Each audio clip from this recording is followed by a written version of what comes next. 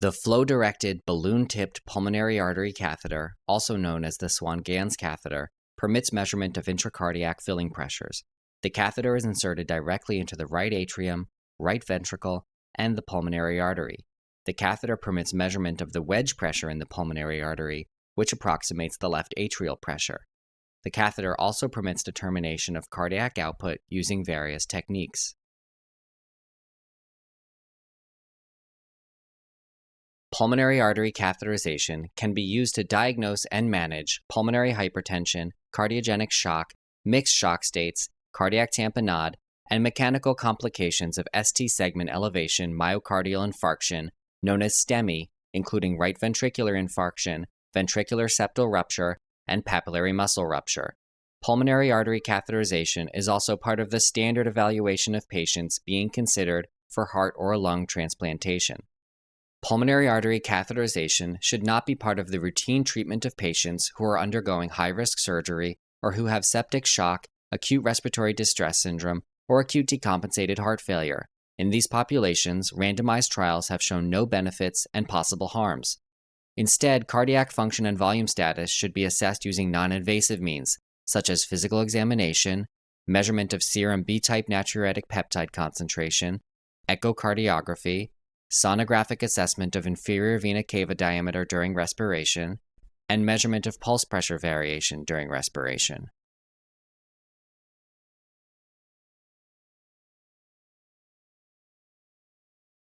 Absolute contraindications include right-sided endocarditis or right-sided intracardiac masses or thrombi. Relative contraindications include severe coagulopathy or thrombocytopenia, which may complicate sheath placement and should be corrected before the procedure is performed. Exercise caution and consider using fluoroscopy in patients with tricuspid regurgitation, which makes catheter passage more difficult, and in patients with left bundle branch block, in whom catheter passage may induce complete heart block.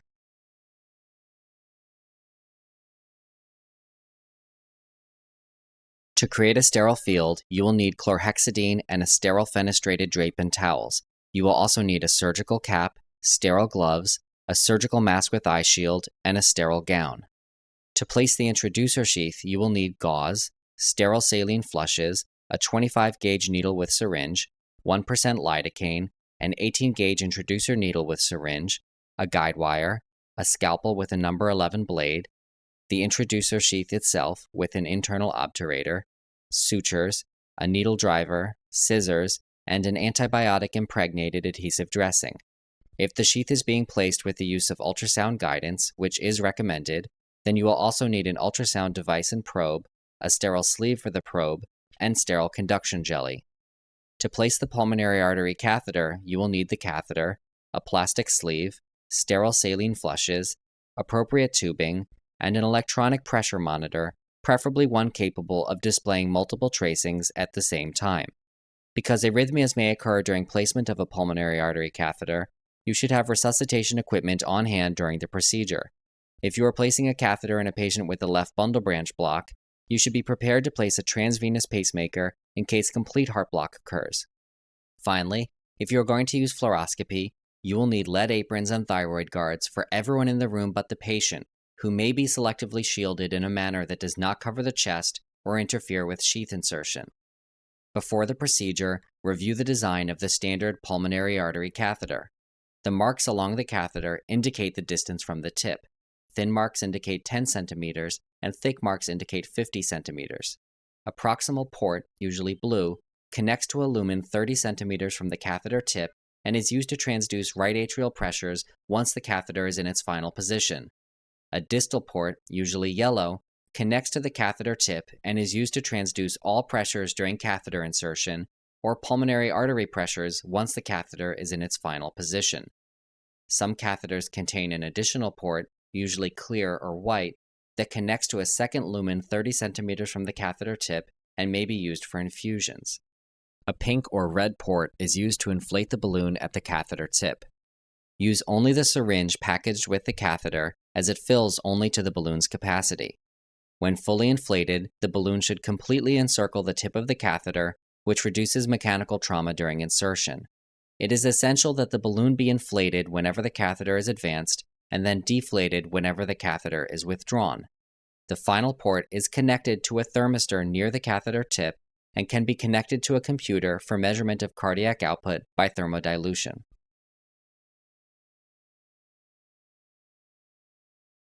After you have obtained informed consent and have reviewed a checklist about the patient and the procedure with the treatment team, place the patient in the supine position. Select a central vein and, if possible, visualize it with ultrasonography to confirm its location and patency. The right internal jugular vein and the left subclavian vein are ideal sites because the curvature of the pulmonary artery catheter facilitates passage through the heart. Advancing the catheter from the left internal jugular vein, right subclavian vein, or femoral vein as shown here can be more challenging and often requires fluoroscopic guidance. After thoroughly washing your hands and donning the sterile garments and sterile gloves, prepare the skin over the vein with chlorhexidine. Place the sterile towels and drape over the patient. Cover the ultrasound probe with the sterile sleeve. Flush the ports on the sheath and the pulmonary artery catheter with sterile saline. Inflate the balloon at the tip of the catheter to ensure there is no air leak. And finally, slide the plastic sleeve over the catheter toward the ports.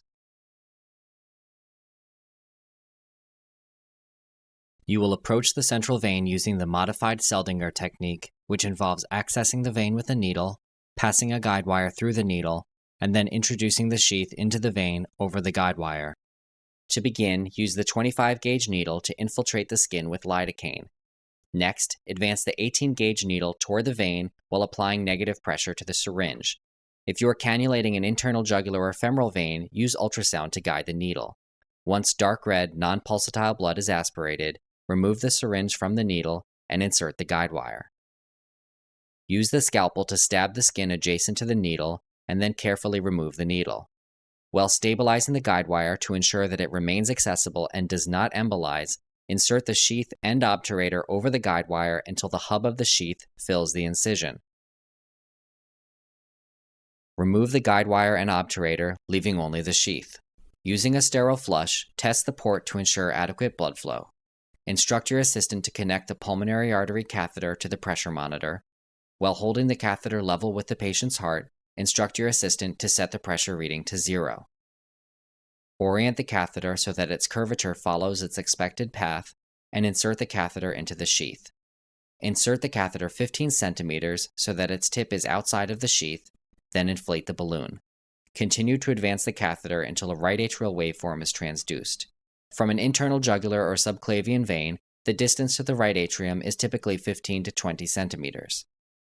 The right atrial waveform has several identifiable components: an A wave, which indicates atrial contraction, an X descent, which indicates atrial relaxation and contains a small C wave, which indicates closure of the tricuspid valve, a V wave, which indicates passive atrial filling, and a Y descent, which indicates opening of the tricuspid valve and passive atrial emptying. Instruct your assistant to write down the mean right atrial pressure.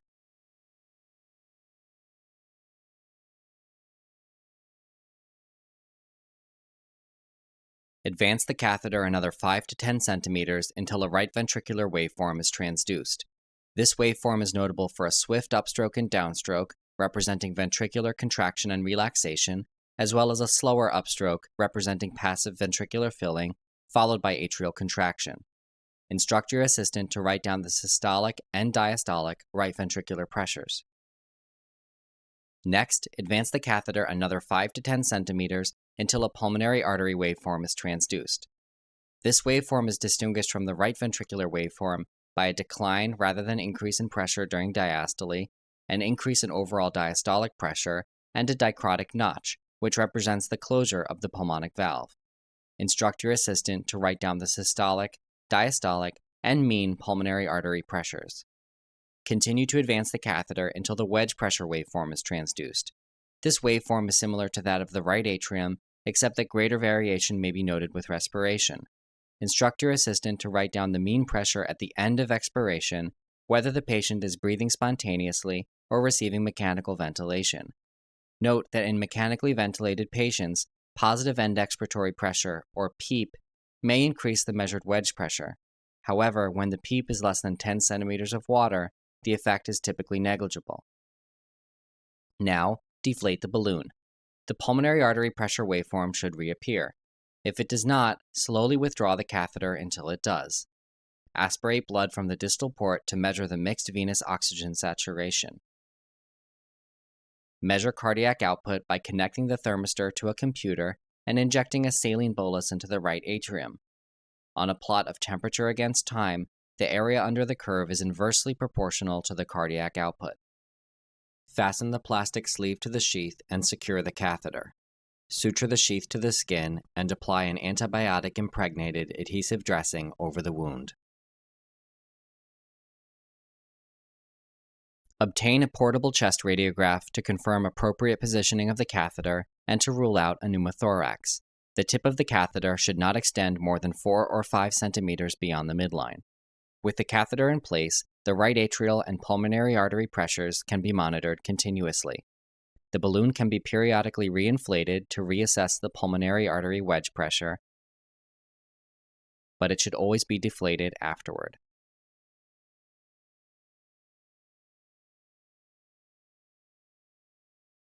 Technical problems can occur during catheter insertion. If a right ventricular waveform cannot be obtained, the catheter may be coiling in the right atrium or exiting through the opposite vena cava. Tricuspid regurgitation may also be present and is suggested by large V waves on the right atrial tracing, which represent retrograde atrial filling. If a pulmonary artery waveform cannot be obtained, the catheter may be coiling in the right ventricle. In each instance, the balloon should be deflated and the catheter withdrawn about 10 centimeters. The balloon can then be reinflated and the catheter readvanced. If catheter passage remains unsuccessful, the procedure should be attempted again with fluoroscopic guidance. Common early complications include ventricular arrhythmias and right bundle branch block, which are generally self-limited. Complete heart block may occur in patients with pre-existing left bundle branch block. If complete heart block occurs, transvenous pacing may be necessary. In rare cases, the guide wire may embolize and become inaccessible, or the catheter may become knotted in one of the cardiac chambers, preventing withdrawal. A vascular surgeon or interventional radiologist must be consulted in either case. Two final complications, also the most dangerous, include air embolism and pulmonary artery perforation. Air embolism may occur if the ports of the catheter are not properly flushed with saline before the procedure, or if the saline-filled tubing becomes disrupted. Manifestations include dyspnea, chest pain, tachycardia, hypotension, and in some cases an acute increase in right heart pressures. The patient should be placed in Trendelenburg's position, which will limit the outflow of air from the right ventricle, and high-flow supplemental oxygen should be administered, as it reduces the nitrogen content of blood and thereby promotes reabsorption of air. In severe cases, hyperbaric oxygen must be provided. Pulmonary artery perforation is very rare. Identified risk factors include older patient age, prolonged balloon inflation, pulmonary hypertension, and systemic anticoagulation. The typical manifestations are hemoptysis, hypoxemia, and shock. If immediate action is not taken, the risk of death is extremely high. Inflate the balloon to limit further bleeding. Intubate the patient with a dual-lumen endotracheal tube, and then place the patient in the lateral decubitus position with the affected side down.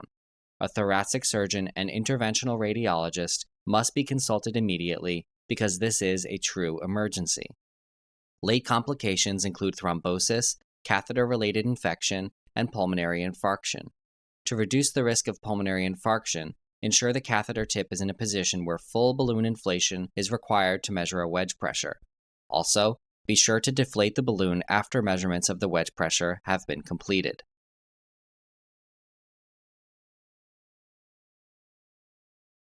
Normal right atrial mean pressure is 1 to 5 millimeters of mercury. Normal right ventricular systolic and diastolic pressures are 15 to 30 over 1 to 7 millimeters of mercury. Normal pulmonary artery systolic and diastolic pressures are 15 to 30 over 4 to 12 millimeters of mercury, with a normal mean of 9 to 19 millimeters of mercury. Finally, normal mean pulmonary capillary wedge pressure is 4 to 12 millimeters of mercury. You can calculate several additional values using the data obtained from the catheter. The cardiac output can be calculated with the Fick equation, shown here. The variables involved in these calculations include VO2, or oxygen consumption, Ca, the oxygen content of arterial blood, and Cv, the oxygen content of venous blood. The cardiac index is equal to the cardiac output divided by the body surface area, or BSA. For details about how to perform these calculations, see the supplementary appendix that accompanies this video, available at NEJM.org. Once cardiac output has been measured, systemic and pulmonary vascular resistances can be calculated with the equations shown here. The variables include SVR, or systemic vascular resistance, MAP, or mean systemic arterial pressure, RA, or right atrial mean pressure, PVR, or pulmonary vascular resistance, PA, or pulmonary artery mean pressure, and PCWP, or pulmonary capillary wedge pressure. Normal values for cardiac index and vascular resistance are shown here. In patients with shock of unknown cause, the pulmonary capillary wedge pressure, cardiac output, systemic vascular resistance, and mixed venous oxygen saturation can often help to guide the diagnosis. In cardiogenic shock, wedge pressure and vascular resistance are high, while cardiac output and mixed venous oxygen saturation are low. In the early phase of distributive shock, cardiac output and mixed venous oxygen saturation are high, and wedge pressure and vascular resistance are low. Finally, in hypovolemic shock, vascular resistance is high, and wedge pressure, cardiac output, and mixed venous oxygen saturation are low.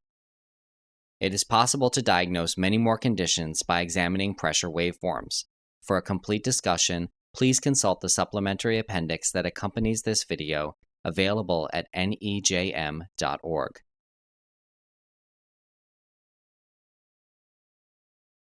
Pulmonary artery catheterization yields hemodynamic data that may facilitate the diagnosis and treatment of patients with a wide range of cardiopulmonary conditions.